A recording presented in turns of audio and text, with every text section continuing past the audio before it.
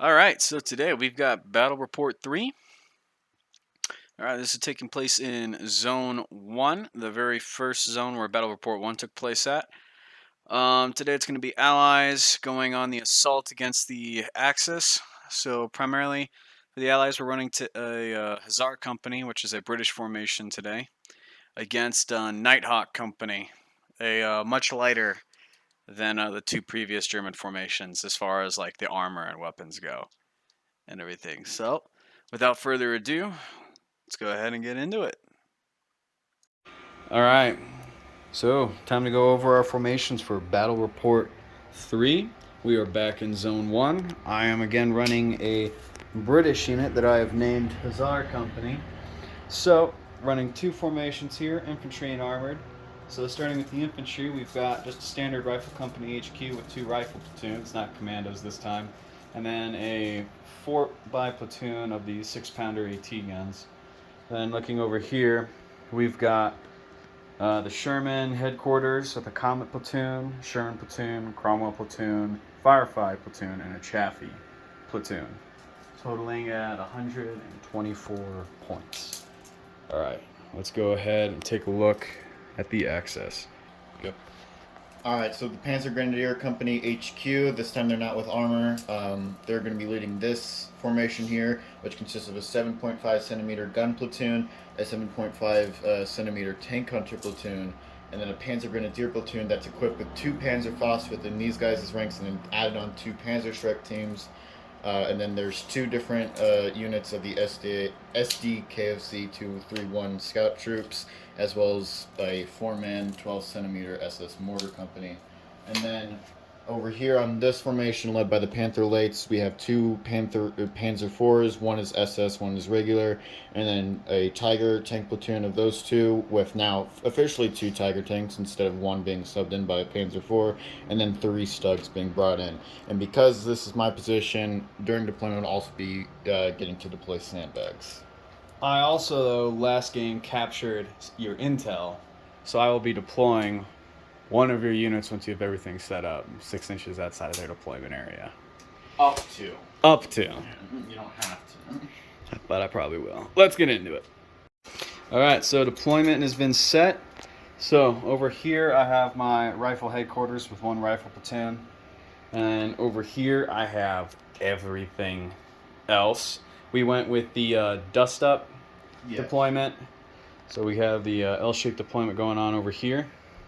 And then Germans, I went ahead and moved for my intel, moved Max's SS Panzer IV platoon outside of the deployment right there. And then he's got his Wehrmacht Panzer IVs, a Wehrmacht S Panther, Pack 40s. I think in terms of SS, it's my mortars, my scout companies that did the Spearhead, and those Panzer IVs. All right. We also added on some of the destroyed vehicles from the first battle that took place here. Yeah, instead of putting out all the tank bodies, we put down a few.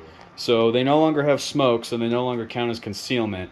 But if you're within 2 inches, they can count as cover. So the whole idea of you can't stack concealment won't apply when you're in like the wheat field with one of them, because it'll be cover and concealment.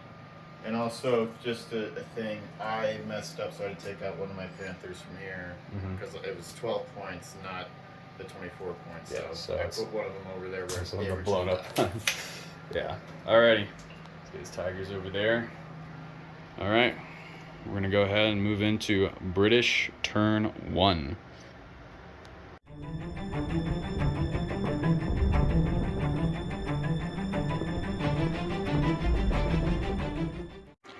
Alright, so British turn 1. So the train dashed those infantry up to behind the building. I went ahead and started moving forward a bunch of my armor over here. Fired upon Max's SS Panzer IV platoon that I deployed. Was able to take out all three of them. Had my Chaffies shoot at the scout vehicles, but they all missed. Had those Shermans fire a smoke screen. One of them got his smoke screen down. Then had this Sherman platoon fire their smoke screen. All of them hit. Dashed up the AT guns. Dashed up the infantry behind the comets. Had the comets fire at the scout vehicles, but they all missed. And yeah, moving on to a German. Turn 1.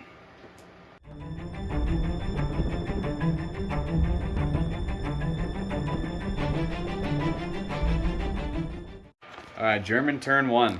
Alright, everything kind of moved up. Not a lot was able to shoot. A few shots from my Panzer IVs, and one of these guys got a sliver, and Josh, you allowed it. And I didn't really. I said jokingly at first, but you said sure.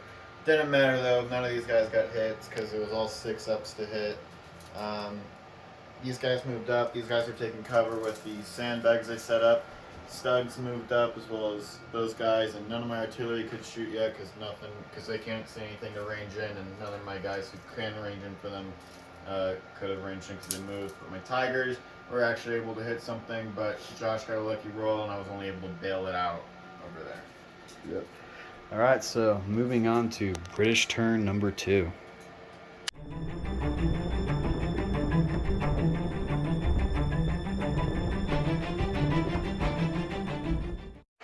All right, so British turn 2. So pushed up a lot more of my armor again. I kept the comets stationary so they could fire halter rate of fire on the Tigers. They were able to take one of them out. Had my Shermans over here fire into the armored recon. They were able to take one out. I pushed up the infantry, pushed up the 6-pounders again. 2 of them took their shots on the Panzer IVs and they missed. The Chaffies over here, they fired on the Pack 40s that were there and got both of them. Everything else here fired on the Panzer IVs and got one bailed out. And then that one, fired on the infantry and missed. So, moving on to German, turn 2.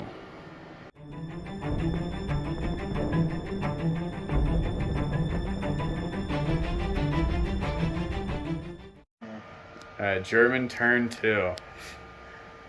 Bullshit. So, we figured out that they actually had gun shield, and we needed to edit some of that. So he rolled for firepower. He got back in, but he was still pinned down. So I rolled for that. He didn't make it, but he shot over there. Say majority. I could have taken out a lot of these, but he got lucky on his saves. So not even veiled chance for any of them. But they all shot in. None of them made it. They all shot into there, pretty much all the Stugs and the Tiger, and they only took out one of the comets over there.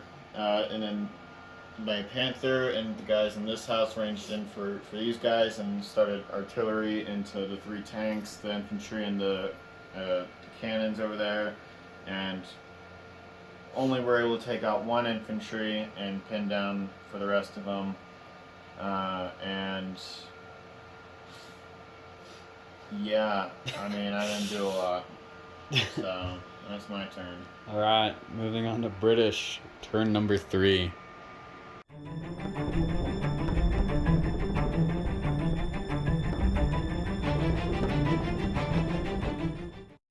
Alright, so British turn number 3. Alright, so push the Chaffies up, they MG'd the Pack 40, and no dice there. Fireflies, Cromwells, and the Shermans took their shots at the, along with the 6-pounders, took their shots at the Panzer IVs. We got 1 bailed, 1 killed. 6-pounders didn't hit anything. Those 3 Shermans took their shots at the Stugs, no hits. And then retreated the infantry platoon. Back here, they're still pinned down. They weren't able to get unpinned, unfortunately. And then those comets took their next shot at the other Tiger and took that one out as well. So, fairly successful turn. I was hoping to finish off those Panzer IVs this time, but I'll take the dead Tiger and one of the dead Panzer IVs for now. Taking out a lot of his firepower, so hopefully I can keep it up. Alright, moving on to German turn number 3.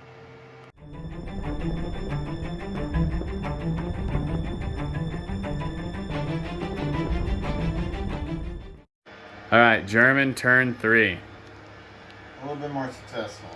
So, Panzer IV shot in here, didn't hit anything. He that Panzer IV shot over there, got a bail. Panzerschreck moved up over there, took out that Sherman. Panzerschreck and 2 Panzerfausts moved over there, as well as those Stugs moved into there by blitzing.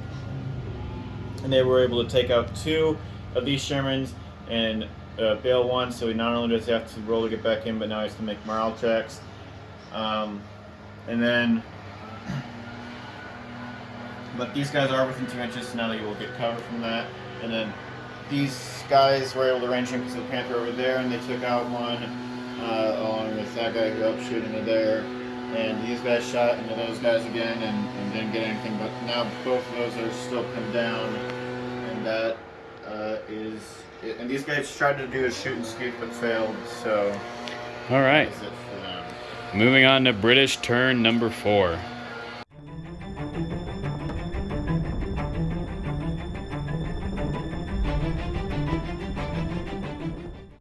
Alright, so British turn 4. I pushed up the Cromwells and Firefly with the Chaffies. They took their shots at the Panzer IVs, were able to finish them off. Unfortunately, I was not able to bail back in the Firefly or the Sherman, but I was able to unpin the infantry platoon, or the rifle platoon, and the 6-pounders again. What is it? Had the Shermans over here take their shots at the recon vehicle. They bailed one out. 2 of the 6-pounders finished them off. The other 2 6-pounders took out that recon vehicle. My Comets took some shots at the Stugs. No effects. And yeah. So took out a bunch more of his a bunch more of his armor. He's got the bare minimum for his armored formation left at this point. So here's hoping. Moving on to German turn number 4.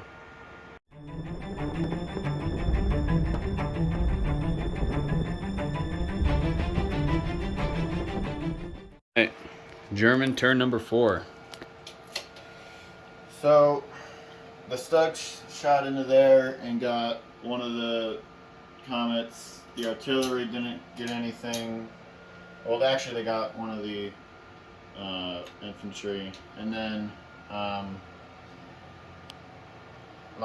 these guys shot into there, didn't get any, and then these guys shot into there, or one of the Panzerschrecks did, missed, but he's shooting. This unit got a shooting scoot, so they got all their extra 4 movements, some more moved into this field and everything. And these guys try to finish off them, but so they're still bailed and have to make a morale, but they didn't get them.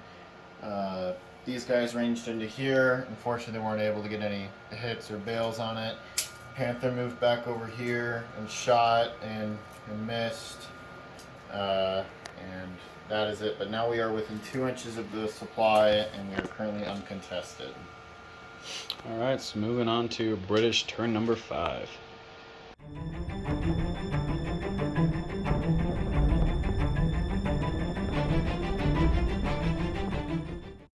All right, British turn number 5. So pulled the rifle platoon that was holding back here out, rushed them forward so they haven't shot. Pushed the Fireflies forward. Was unable to successfully bail back in the Firefly. Sherman over there, jailed his motivation and fell back. Fireflies, the Chaffies, and the Shermans fired MGs into the wheat field over here and killed one squad and pinned down the rest of the platoon. The Firefly back there fired into the Panther headquarters and killed him. Cromwell's fired into the field guns back there, scored 2 hits, but the field gun made both saves.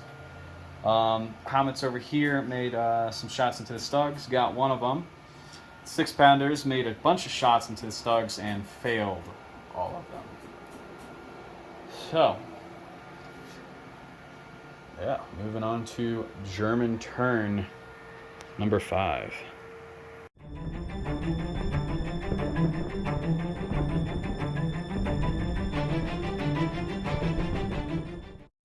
All right, so conclusion, another Allied victory. Max is pulling his forces back. Max? But I did unpin these guys, which meant they got to resume taking this objective, and so they did get the supplies to bring back to Foy for next game. Yep.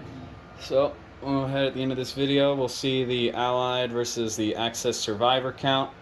This is definitely my least costly battle so far. I got lucky by taking out those Tigers earlier in the game. You got a lot of lucky rolls, but granted, I also didn't go a heavy anti-tank. You went force. with light/medium, or you went with like more medium armor this time. I for didn't the go with a lot of Germans. anti-tank, and you brought a lot more tanks than you usually do, which was unfortunate for me. Yeah. All right. But my artillery, I still have, so that'll be useful for future. All right. So the next battle will be the heaviest suburban, like town battle, close quarters. Will be the Battle of Foy. I'm looking forward to that. So until next time, that is the end of Battle Report 3. Alrighty, so with the Allied victory in Zone 1, Axis forces will be retreating back to the town of Foy, where they will mount their defense in the most urban combat battle we will see in this campaign soon to come. So we'll go ahead and move this up here. Allied forces will begin pushing up to the north. I took the least amount of casualties so far in this one, and I'm very happy with that. But ultimately, we'll see how Max goes about deploying his Panthers. At the end of this battle, once we completed our third battle in this campaign, we went ahead and spent some time discussing how we want to go about doing the Battle of Foy. So because both of us are, in all honesty, kind of looking forward to, this big urban battle now, what we're thinking is we're going to do a slight tweak to the standard homebrew rules that we established at the beginning of the campaign. And both of us plan on bringing in reserves for the Battle of Foy. But instead of going from or working with the 120 point formation with uh, up to 30 points of detachments from our reserves, instead what we're going to go about doing is we're going to instead bring a total of 50 points worth of reserves into this battle on each side. So on top of the formations that we're bringing into this final or into this next battle, the Battle of Foy, on top of the 120 points plus or minus 5 points, we're also going to be bringing an additional 50 points worth of reserves. So this is going to be the biggest battle yet. I know I personally am going to be pushing a lot of infantry in this fight, at least with my base formation. And Max is still debating on which company he wants to utilize for the Battle of Foy. But until then, we're going to go ahead quickly do a quick review of Battle Report 3, Zone 1 with the Allied assault. So British forces, Cesar Company launched an assault into Zone 1. German forces, Nighthawk Company specifically, set up some early defenses to better their positions. Thanks to captured intel, British forces were able to quickly pinpoint German Panzer IVs and eliminate them early on. Cesar Company launched a two-way assault, as you kind of saw me try and pull off, with one force hitting the Germans head-on, while the second flanking force moved further up. That flanking force was my Comets with the infantry platoon and the Shermans in support. The flanking force met resistance and was halted for a while, but was eventually able to eliminate the flanking force, primarily his Tigers, and they were able to push back the Stugs. The Stugs held them in place for quite some time. Nighthawk Company set their infantry forward to help eliminate enemy armor up close. They were fairly successful, but were unable to cause enough damage to break the British ranks. And then Nighthawk Company ended up falling back to Foy, giving Hussar Company the victory. So, you saw it all happen. Other than that, this was a fun battle. I'm heavily looking forward to our next battle report, Battle Report 4, which will happen in 2 Alpha, but at the town of Foy itself. Just a quick heads up. I know this isn't super historically accurate, as the British were not involved in the Battle of the Bulge, but just for the sake of this campaign and for the sake of a map that we could work with the terrain that we have and everything, it's still gonna be the big urban battle of this campaign so far. It's going to be a lot of reserves. There's going to be a lot of bloodshed in this town. I know Max is utilizing his 3D printer to try and get some more terrain printed off for it, as I am limited to the amount of buildings I currently have. And as you can see, Foy has more buildings than anywhere else on the map. So until next time, hope you guys enjoyed, and I'll see you in Battle Report 4, the Battle of Foy.